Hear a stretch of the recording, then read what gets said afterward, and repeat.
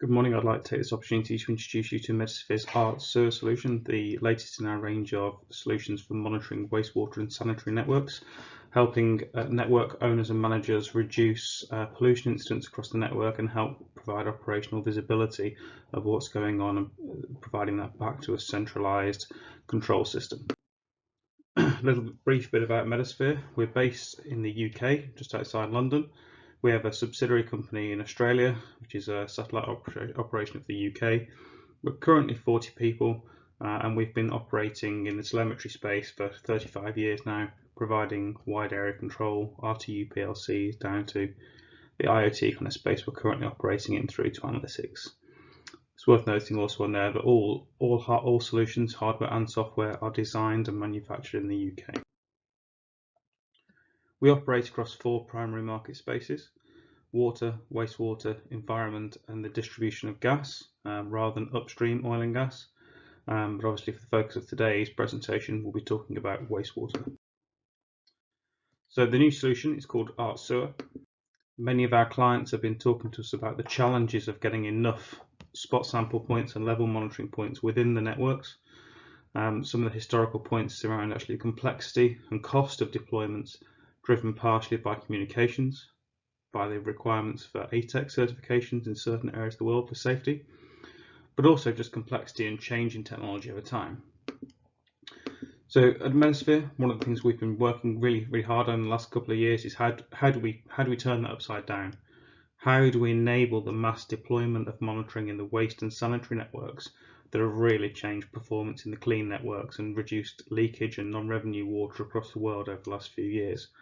What learnings did we have from that? The first was actually to be able to deploy those devices at that kind of scale.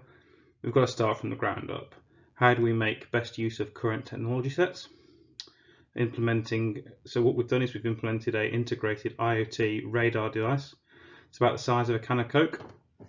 And the idea is that this freehands, and you'll see the bracket on the next slide. It's incredibly simple to install, and it's at a price point that enables kind of a 10 and 20-fold increase in the number of points within the network to be monitored.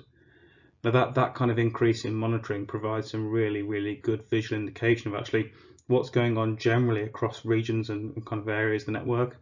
So the greater their cluster deployed, the more visibility you get. But actually, rather than having single spot checks where you miss 99% of what's going on in the network, having that greater visibility has an obvious operational impact. Excuse me. It's all based on the kind of current 4G and 5G standards for IoT machine-to-machine comms through narrowband IoT and LTE Cat-M. There are significant performance benefits to be realised of this over the 3G and 2G spectrum, and it's also here today as it's been written through the 4G and 5G allowances, meaning there'll be support for the technology for the next 15 to 20 years. Devices are installed by a single person and are installed in about 4 minutes. So you can see the process it runs through from the installation. The simplicity of actually how you manage the install is as simple as actually holding a magnet on the top of the device. How do you make it as simple and pain-free and actually risk-free to install the process as possible? So there's no man entry into the space. Let's keep it safe for our people that are out there in the field.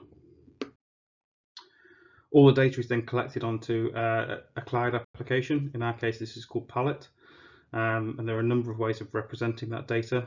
Predominantly, this platform is about showing operational trend lines, plus also alarms, and giving users different views of access across usually geographic regions, but it might also be areas of operation.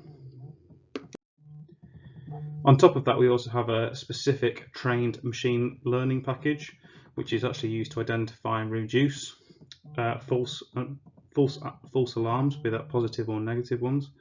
And the idea is that I can identify when there is truly an issue in the network that actually we need to mobilize crews to act about, and how do we protect our environment. Again, there is the inverse of that, where actually you can look at building blockages by identifying a partial blockage in the network. Particularly important when you've got periods of dry weather and you're still at risk of kind of pollution events or blockages within the network, as this picks up the underlying trend behaviour in the area that's being monitored. Again, to really highlight the benefits of this, changing the model and how these solutions work in the network gives whole network visibility. By enabling that mass deployment, it enables early blockage detection. integrating the analytics to that level excuse me, helps prevent wastewater spills by giving time for the utilities to act and giving them visibility of the problems that are developing in the network before they become a problem.